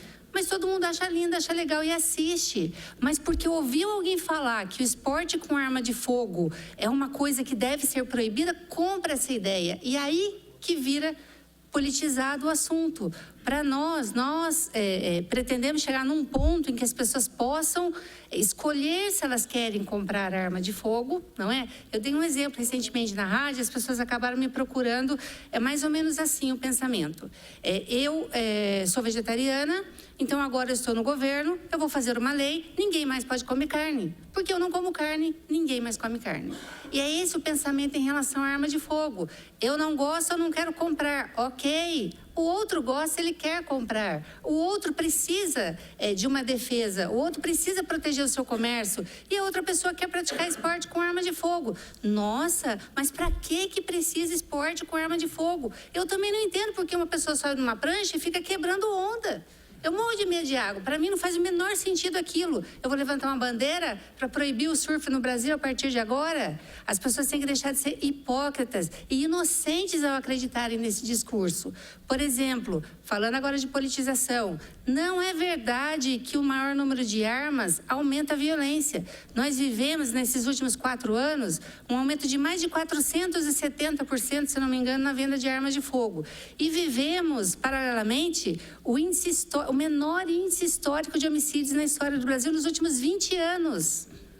O menor número de homicídios nos últimos 20 anos, num momento em que o número de armas estava sendo absurdamente alto. Então, não é verdade que o maior número de armas, seja na mão de esportista, seja na mão do cidadão, aumenta o número, a violência. Como também, quer ver outra coisa que tem a ver com politização? Não, mas nós temos que proibir armas, as pessoas não podem comprar armas porque aumenta o feminicídio. Não, pelo contrário, eu acredito que se as mulheres estivessem de posse de uma arma de fogo, diminuiria o feminicídio, não é? Então, casos concretos. E hoje as mulheres estão buscando o esporte para se defender. Então, elas são as vítimas. Nós não somos atiradores, caçadores e colecionadores, não são os vilões da história. Nós só queremos praticar o nosso esporte, continuar com nossas atividades, fomentar o comércio, continuar consumindo na nossa região, empregando pessoas, trazendo turismo. Eu recebo lá, semanalmente, muita gente vindo da capital aqui para o sul de Minas e de lá para cá. Essas pessoas almoçam aqui na região do distrito gastronômico, fazem compras nos shoppings. É isso. Quem são os atiradores? São advogados, são comerciantes, são policiais, são militares, são vereadores, são donas de casa, são médicos, o frentista do posto de gasolina, o mecânico. Quem são os atiradores? Somos todos nós. São pessoas comuns, que estão ali na esquina de bem, que são pessoas que querem fazer isso, elas querem ter o direito de adquirir uma arma para praticar um esporte ou para sua própria defesa. Então, a partir do momento que a pessoa parar de acreditar em história para boi dormir, que eu vou falar uma coisa para vocês. Nesse país aqui, a pessoa que para secar, que ela não pode ter nenhuma passagem criminal. ela não pode ter nenhuma passagem criminal. Quem tem passagem criminal no país pode ser até presidente da República, mas CAC não. Então, eu gostaria que vocês pensassem sobre isso, nas lendas urbanas sobre o tiro, não é? Existe muita lenda urbana. Para pensar se isso faz realmente algum sentido. Vão conhecer uma loja de arma, vão conhecer um clube de tiro para vocês verem que tem senhorinhas, tem famílias, tem pais e filhos, tem irmãos, mulheres que vão e frequentam. Somos nós todos que vivemos aqui na cidade e que cumprimos a lei e que queremos apenas ter o direito de fazer isso. Só falando aqui, eu citei o caso do vereador Miranda, nós trabalhamos juntos na Polícia Militar, e numa época diferente, todo mundo tinha medo dele, até eu. Então, era assim, até 1997, a lei que vigorava, todas as pessoas poderiam ir lá na Casa Badaró, lembram da Casa Badaró? E comprar uma arma de fogo e levar para casa. As pessoas só precisariam da interferência do governo, Bororó. As pessoas só precisariam da interferência do governo se quisessem sair com a arma na rua. Então, se a gente estava lá na viatura, vermelho e preto, fusquinha, e abordasse uma pessoa com arma de fogo, nós só iríamos conduzir essa pessoa se ela não tivesse a carteirinha, que elas chamavam, expedida pela Polícia Civil.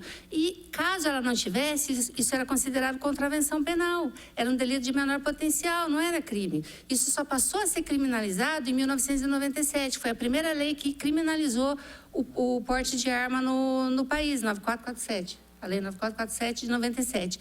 A partir daí, tornou-se crime. Ok, quer tornar crime a pessoa andar com uma arma? Acho ótimo. Acharia melhor ainda que a gente prendesse todas as pessoas que estão em porte ilegal de arma por aí. Mas a gente não faz. A gente tenta proibir as armas das pessoas de bem que só querem praticar esporte, ir lá no clube de tiro, dar lá 50 tiros, encontrar os amigos, ficar sem falar com a mulher um tempo, desestressar. É isso que acontece no clube de tiro. As pessoas não falam em matar ninguém, não falam em violência. Elas estão pensando em... que foi, Marcelo? Elas estão pensando só em praticar esporte. Então, a partir do momento que a gente respeitar o direito do outro, né, eu sou vegetariano, não como carne, o outro pode comer carne à vontade. Eu não gosto de armas, não quero ter arma na minha casa, ok. O outro quer, ele tem esse desejo, está regulado em lei, cumpriu a lei. Por que a gente vai ser convencido de histórias diferentes disso? Ok? Falar sobre a questão do estudo, do grupo de estudo. Certo. Respondendo, vereadora, foi montado um grupo de trabalho, inicialmente só com as pessoas dentro do próprio governo. Esse grupo foi ampliado para entidades que representam o tiro, as federações que representam os entendidos, né, os juristas do assunto. Eles foram todos ouvidos. Esse decreto foi prometido para a segunda quinzena de maio, com toda certeza, o ministro prometeu. Nós já estamos praticamente na segunda quinzena de junho, sem que ninguém toque no assunto. O setor está parado, as coisas estão difíceis, porque tem muitas pessoas que adquiriram armas e estão com seus processos praticamente congelados. Essas armas já têm, as armas restritas, né? Elas têm nota fiscal, os impostos já foram recolhidos e está tudo congelado desde 1º de janeiro. Quando, no meu ponto de vista, o governo deveria ter muitos outros assuntos mais importantes para tratar do que simplesmente anular um setor inteiro que hoje representa 4,7% do PIB e impedir as pessoas de praticar o seu esporte, não é? Eu acho que a gente tem que fazer uma reflexão sobre isso aí. É que, vereadora, a promessa para nós, quando foi feito esse decreto, que em 2 meses o governo sentaria com esse grupo, né, e nos daria um novo decreto. E nós estamos já com 6 meses de governo e até agora nada de decreto. Não. Todo dia, na sexta-feira sai, na sexta-feira sai, na sexta-feira sai e até hoje nada, né? O senhor gostaria de fazer uma colocação? Pode fazer no microfone, por favor. Só fazendo uma ressalva, normalmente uma legislação ela é modificada, ela é suprimida por uma nova legislação. Nesse caso, foi um caso sui generis, ou seja, houve a interrupção de uma legislação sem que outra tomasse o seu caminho. O correto seria que esse grupo de estudos primeiro fosse instituído, na sequência ele apresentasse uma legislação, essa legislação fosse publicada e alterasse, porque a vida que segue. O que se fez aí foi um absurdo. Isso juridicamente falando, isso não poderia acontecer. Eu vou lá, interrompo uma situação, crio um vácuo jurídico de 6 meses para depois ver como é que fica. Isso não é direito, isso não é Estado democrático de direito.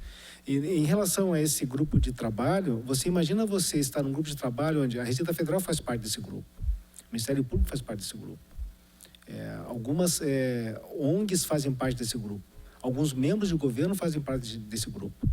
Mas é aquele debate que ainda está muito fechado. Está muito fechado. Porque qual é o nosso representante nacional do mundo do tiro? Nós temos as confederações de tiro esportivo, a Confederação Brasileira de Tiro Defensivo, a Confederação Brasileira de Tiro Prático. Mas elas não têm procuração para falar em nome dos atletas. Nós temos 2 empresas nacionais grandes de armamento, a Embel e a Taurus. Os seus CEOs estiveram lá conversando com o governo, mas quem são eles para nos representar? Eles representam os interesses dessa indústria. O interesse da indústria foi preservado, porque eles continuam exportando para o estrangeiro. A Taurus não parou de vender uma arma só, porque o que não vendeu aqui no Brasil, vendeu para os Estados Unidos. Inclusive a XX4 nova, essa que eles lançaram com grafeno, foi lançada nos Estados Unidos. Então, assim, aquele atirador normal, aquele cara simples, só vai poder discutir na Câmara de Vereadores. É por isso que é tão importante a gente estar aqui, porque meu maior medo, na verdade, não é esse decreto. Esse decreto, ele por si só, ele vai chegar ao seu ponto de deficiência, porque a realidade vai bater a porta de todos nós. A minha preocupação é chegar aqui alguém sorridente, apresentar aos senhores uma mega proposta muito bacana de transformar o município num free gun zone, numa zona livre de armas. E dizer aqui nessa cidade não poderá ter arma de fogo, loja de arma de fogo, nem clube de tiro, a 300 metros de cada unidade de ensino, de cada escola, de cada hospital, de cada creche. Aí quando você vê o município inteiro está blindado. Então essa é a minha maior preocupação de alertar os senhores aqui. Esse porque nisso nós podemos interferir, nisso os senhores podem fazer a defesa dos interesses do município. Obrigado. E pode ter certeza que uma proposta dessa nunca passaria nessa casa. Primeiro porque esse presidente, na minha gestão, não pautará um projeto desse de forma alguma, né? Então, vereador. Mas, se Deus quiser, estaremos aqui na próxima, continuar defendendo esses interesses. Vereador Paulo Miranda. Boa tarde a todos. Em primeiro lugar, parabéns, presidente, pela iniciativa. Dizer que eu me sinto contemplado pela fala do vereador Macedo e hoje me sinto mais protegido, né? Tendo o Leite está aí, eu estou mais sossegado hoje, né? E dizer para a senhora que ainda tem a carteirinha quando eu comprei a minha arma lá no Bororó. Então tenho ela até hoje, tá bom? Mas dizer da hipocrisia também, né? Ayrton Senna morreu na pista e não acabou a Fórmula 1. Obrigado. O Alexandre Ferri, secretário de Desenvolvimento da cidade de Taubaté, gostaria de fazer uso da palavra. Bom, boa tarde, senhor presidente. Parabéns aí pela iniciativa, os demais membros também da mesa aí, os demais vereadores que compõem, os assessores, todos que nos acompanham pela TV Câmara. Acho que eu não poderia deixar de falar enquanto secretário de Desenvolvimento Econômico, porque é um segmento que que movimenta a economia do município. Eu vi a fala de todos os senhores falando com relação à parte da lei, da legislação, não sou o expert do assunto, mas um pouco que a gente entende por ter uma formação jurídica é a famosa insegurança jurídica que o país corre, né? Enfim, em todos os setores. Quando a gente começa a ver que esse decreto foi publicado na primeira semana do governo, você vê que foi primeiro dia, na verdade. Foi feito propositalmente. E quando a gente vê números, porque nós gestores trabalhamos com números, quando você vê indicadores, por exemplo, que 5% do PIB corresponde a essa atividade dos senhores, seja ela no clube de tiro, seja ela na loja de armas, e aí a gente vê que em função de um decreto irresponsável, né, por mera perseguição, assim como também foi feito na parte do agronegócio, né? Então, assim, que foram setores que carregaram, por exemplo, o agronegócio carregou a economia aí em plena pandemia, graças ao agro, o PIB do país se manteve. Então, nós, enquanto gestores, ficamos preocupados nesse sentido, porque enquanto não afeta eu vou usar uma palavra, os corneteiros, aqueles que são contra, né, que não defendem aí, tudo bem, respeita, foi o que o Zuleide falou. Eu sou vegetariano, respeito, né, enfim. Mas, infelizmente, o Estado democrático do direito, infelizmente, não prevalece no país. E aí a gente começa a ver, por exemplo, a perda de postos de trabalho. E aí entra na minha área, que é o seguinte, quantos aí, só nessa brincadeira foi mais de 20 pais de família, arrimos de família que ficaram desempregados.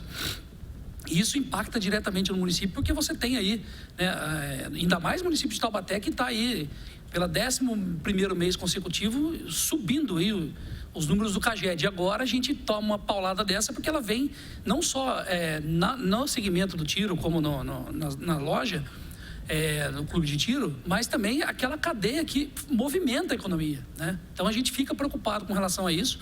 Acho que eu até saí da prefeitura para vir participar, porque é um setor que afeta economicamente, né, o município. E aí, qual é o objetivo qual é a pauta desse audiência pública? Eu não entendi. Falei, não entendeu, porque não é você que faz parte que trabalhava lá, que perdeu o seu emprego, né? Mas então depois você vê, né? Então, o grande problema hoje é a insegurança jurídica que o nosso país vive. E o segundo fator, que eu confesso que eu não pesquisei, talvez os senhores devem saber melhor que eu, é que assim, quando nós, enquanto gestores, inclusive, né, pelo prefeito também, quer fazer a diversificação da vocação do município, essa atividade você diversifica a economia do município. Agora, eu não sei, em 5.570 municípios que tem a nossa República Federativa, será que não tem um município que a sua vocação é exclusivamente clube de tiro, comércio de armas? Então, assim, aí esse município passa a ser dependente exclusivamente do FPM. Então, assim, e aí eu volto a falar, né? Mais uma vez, você faz um decreto lá para atingir uma classe, só que você, né, dá um tiro para bater o pardal e acaba fazendo um estrago na sociedade como um todo. Então, é só queria só fazer essa observação com relação a essa vocação do município e essa insegurança jurídica, porque nós tivemos aí no ano passado, no final do ano passado, uma empresa que queria fabricar blindados e montar aqui em Taubaté.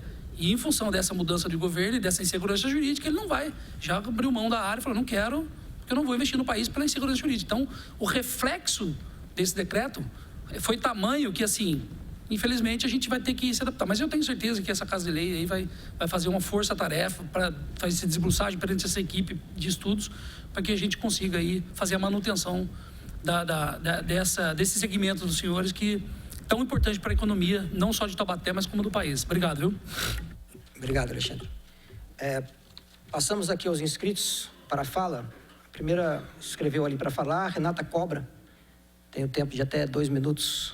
Pode fazer uso da tribuna, né? Então.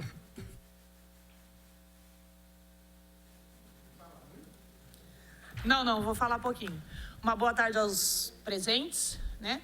Agradecer ao Alberto Barreto, amigo pessoal, que está representando os conservadores, né? O povo de direita. O vereador Marcelo Macedo, que também já é um atirador, nós sabemos, e também está representando a classe. Então, nós estamos nos sentindo representados nessa tarde, embora tenhamos uma pequena participação, né, da população, por causa do horário, mas estamos nos sentindo representados nesta tarde. E dizer assim, que tudo isso que vocês falaram sobre a insegurança jurídica, sobre o revanchismo, é tudo isso que nós temos visto. Nós sabemos que é exatamente isso. Mas como a senhora Zuleide colocou, no ano de 2019, 20% dos homicídios reduziram. E a gente já vê esse começo de 2023, um aumento dos homicídios.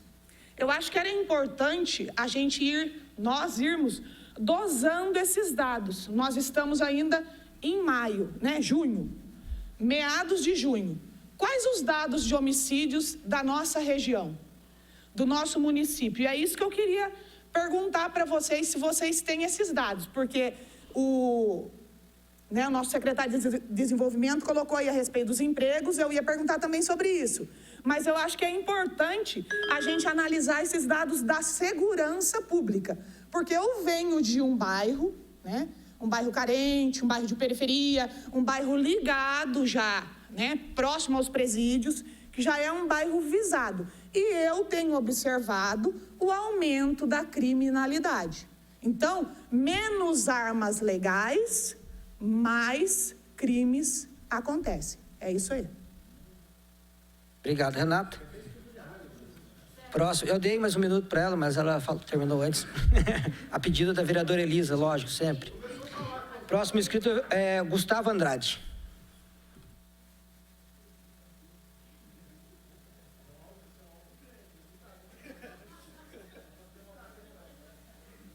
Haja alvo.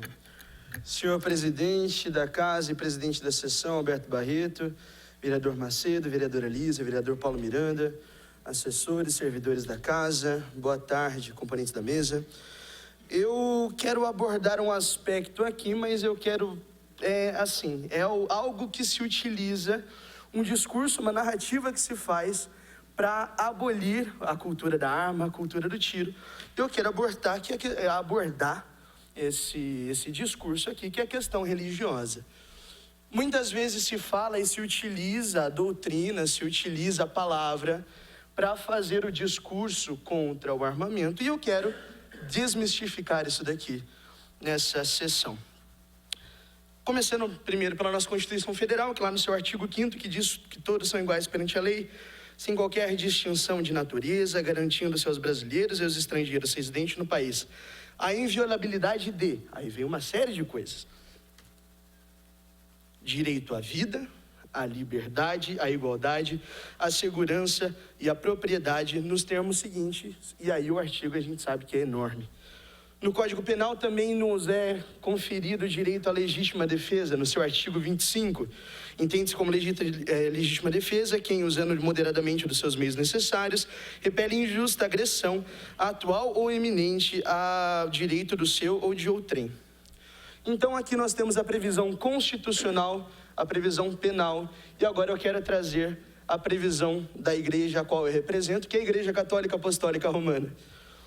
Quando a gente abre o Catecismo da Igreja Católica, no seu parágrafo 1744, nós lemos que a liberdade é a capacidade de agir ou não agir, assim de realizar por si ações deliberadas, atinge a perfeição do seu acto quando está ordenado para Deus o seu supremo bem. Então aqui a gente fala que há uma previsão da igreja já a liberdade. Mais à frente, quando olhamos no 2263, diz que a legítima defesa das pessoas e da sociedade não é uma exceção à proibição de matar o inocente que constitui homicídio voluntário. Do ato de defesa pode seguir-se de um duplo efeito. E aqui ela faz uma distinção que dentro dessa ação da legítima defesa ela pode se dividir em duas coisas. A conservação da própria vida, outra, a morte do agressor. Nada impede que um ato possa ter dois efeitos, dos quais um esteja na intenção, estando o outro para além da intenção. E se a gente olha no SIC seguinte, que é o Catecismo da Igreja Católica, SIC, se a gente olha no 2264, diz: o amor para consigo mesmo permanece um princípio fundamental da moralidade. É, portanto, legítimo fazer respeitar o próprio direito à vida. Quem defender a sua vida não é réu de homicídio, mesmo que seja constrangido a desferir sobre o agressor um golpe mortal. E aí eu quero exemplificar no exemplo, redundância, desculpa, eu quero exemplificar num acontecimento de 2019, numa igreja que está localizada na Fort Worth. O nome da igreja é West Freeway Church of the Christ. E por volta das 10 horas da noite, na hora do local, um homem disparou, apontou uma arma de fogo dentro da igreja. Era uma espingarda. Um guarda de segurança da igreja, que também era um ex-agente do FBI, disparou um único tiro para derrubar o suspeito, depois que o suspeito disparou 2 vezes. Infelizmente não deu tempo só dele dar o primeiro tiro, ele deu 2, ainda teve sorte. O suspeito matou um e feriu o outro, mas o único tiro de segurança foi fatal para repelir a injusta agressão. Oi? Diz na matéria, mas eu cortei. Exatamente.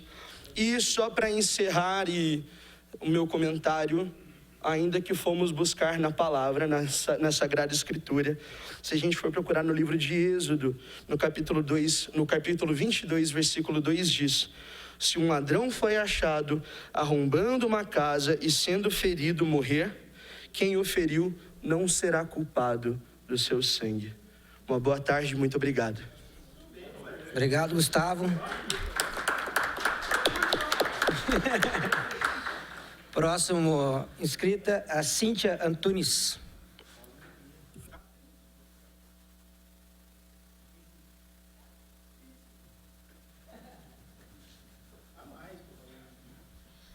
Boa tarde a todos, parabéns pelo tema da audiência, parabéns, presidente, parabéns, vereador Marcelo.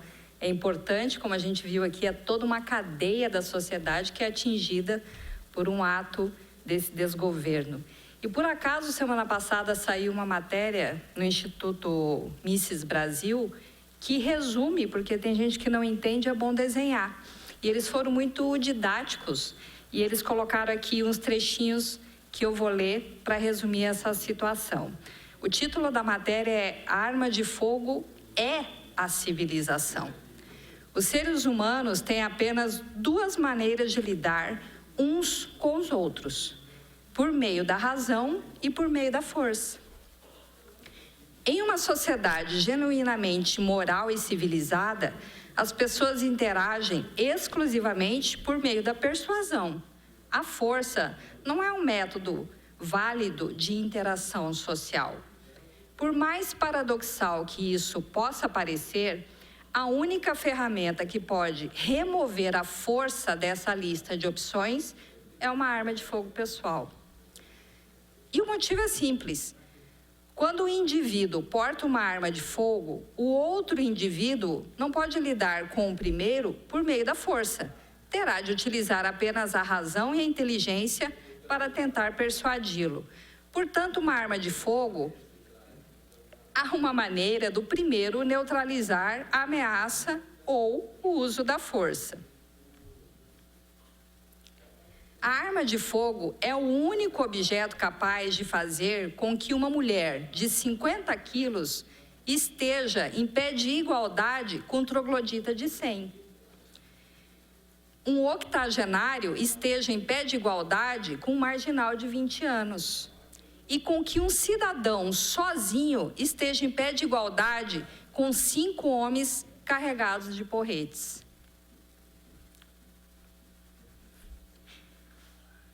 Pessoas que defendem a proibição de armas, na prática, estão clamando para que os mais fortes, os mais agressivos e os mais fisicamente capacitados se tornem os seres dominantes em uma sociedade. E é exatamente o oposto do que funciona em uma sociedade civilizada. Quando um governo não tem capacidade de utilizar a razão, eles nos tira a única opção, que é a arma de fogo. Obrigada. Obrigada, Cíntia.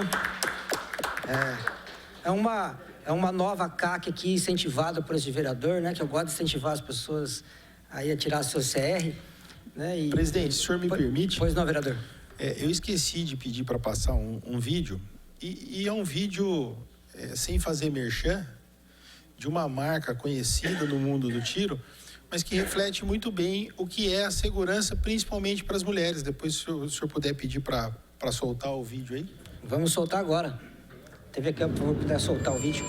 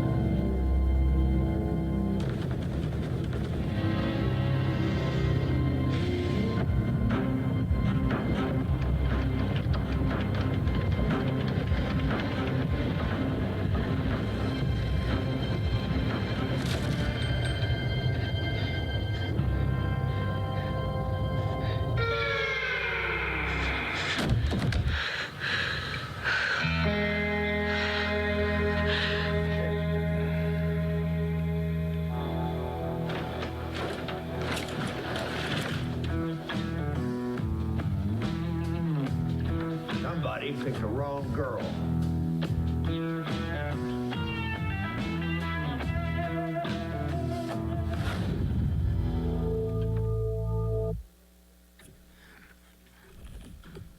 Muito bom, vereador. Bom vídeo, né? Bem ilustrativo aí, mostrando que, principalmente para as mulheres, né? Como que uma arma de fogo faz evitar uma agressão aí, né? Tem vários casos desses no Brasil, né? De mulheres aí. Eu te perguntar se alguém da mesa gostaria de fazer mais alguma colocação para encerrar? Não? Bom, não havendo mais... Pois não? Fica à vontade. Pessoal, só para falar em números, né? Só para situar as pessoas que estão assistindo do tamanho desse problema. Em 2019, quando nós abrimos o clube, aliás, nós acho que inauguramos no mesmo dia, né, Puxa? Em 2019, eram 50 mil atiradores, cerca de 50 mil atiradores esportivos no país. De 19 a 22, esse número ultrapassou 1 milhão de pessoas. Então, quando a gente parar para refletir sobre esses problemas todos relacionados ao mundo do tiro, ao setor do tiro, de lojas, despachantes, instrutores, clubes de tiro, a gente tem que pensar que não são meia dúzia de gatos pingados. Nós estamos falando de mais de 1 milhão de pessoas envolvidas nesse esporte, certo? Então, se a gente fala em democracia, que é respeitar o direito do outro, nós temos que parar para pensar se 1 milhão de pessoas não merecem esse mesmo respeito. Obrigado, Zuleide. Aqui no seu clube tem quanto? 2.000 e? 2.930. No seu clube? 1.000 e poucos. Acho que no Taubaté você também em torno de 1.500, mais ou menos. Então, a gente pode ver que Taubaté tem mais ou menos em torno de 5.000 CACs, mais ou menos, registrados na cidade. Sim, é. É várias cidades, né? Mas a quantidade... Para as lojas de armas tem um dado a oferecer. É? Na verdade... Faz um microfone. Isso aqui é um dado importante para as lojas de armas. Numa das audiências da Câmara, fez-se o levantamento desse 1 milhão de CACs, mas, na verdade, mais de 50% deles ainda não adquiriram a sua primeira arma. Então, esse é o potencial de crescimento que o Felipe estava falando, que a Stephanie estava se referindo também. Ou seja, as lojas estavam aguardando que esses 50% viessem adquirir a sua primeira arma. Depois da primeira, vem a segunda, a terceira, a quarta, porque cada arma tem uma missão, né? Foi toda essa percepção, esse fluxo normal do negócio foi interrompido em 1º de janeiro. E lembrando que Brasil, nós temos aí a Taurus, que é uma das maiores fábricas de armas do Brasil e do mundo, né, que exporta armas para o mundo inteiro. Nós temos a CBC, que é a maior fornecedora de munições também mundial, né, e a única do Brasil, né? E o mercado brasileiro não pode usufruir dessa indústria nacional. Olha que absurdo, né? Você pode produzir para vender para o mundo, mas não pode vender para o próprio brasileiro, né? Então, é uma das hipocrisias que vem desse decreto aí, tá bom? Então, gostaria de deixar bem claro que a finalidade dessa audiência pública era exatamente isso. Discutir os impactos que esse decreto teve no município de Taubaté e que a população, em geral, através da nossa TV Câmara, pudesse ter acesso a essa informação, porque muitas vezes essa informação só fica girando aqui no nosso mundo, na nossa bolha aqui, né, dos atiradores. E gostaria de colocar uma outra questão, que a gente fala de CAC, a gente fala muito de atirador esportivo, né, mas também nós temos aí os caçadores, que são os manejadores, que tem uma função fundamental na questão do meio ambiente, porque nós temos aí o javali, que é considerado uma praga no Brasil pelo IBAMA, e que é perigoso porque ele ataca pessoas, animais de fazenda, animais silvestres, destrói nascentes. E nós temos aí os manejadores, que são esses caçadores, que são cadastrados pelo Exército, com a sua arma registrada no Exército, e também no IBAMA, que tem autorização para isso, para fazer esse abate desse animal, que faz esse controle dessa espécie. Então, se esses caçadores, esses manejadores forem prejudicados por esse decreto, quem será que vai fazer o controle dessa espécie amanhã?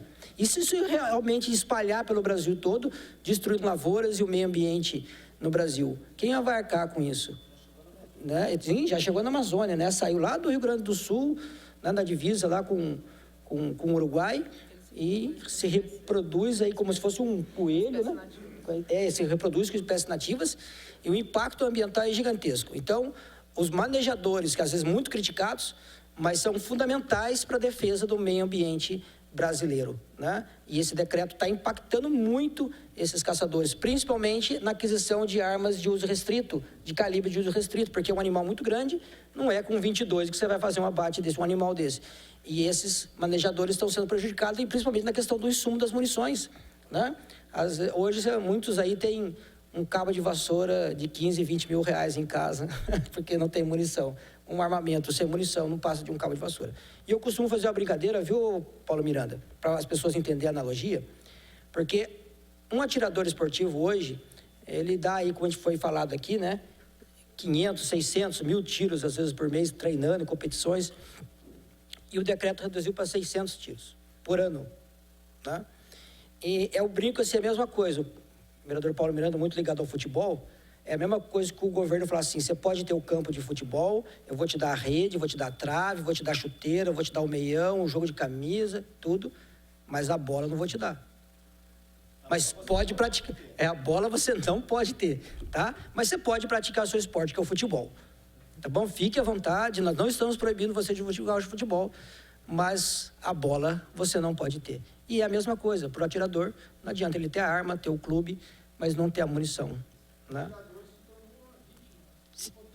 Sim, exatamente, né? Então, era esse o objetivo. Acredito que nós conseguimos, com essa audiência, com esse debate, com os argumentos técnicos que trouxemos aqui, né, chegar ao objetivo desta audiência. Então, não havendo mais nada a declarar, declaro encerrada esta audiência pública.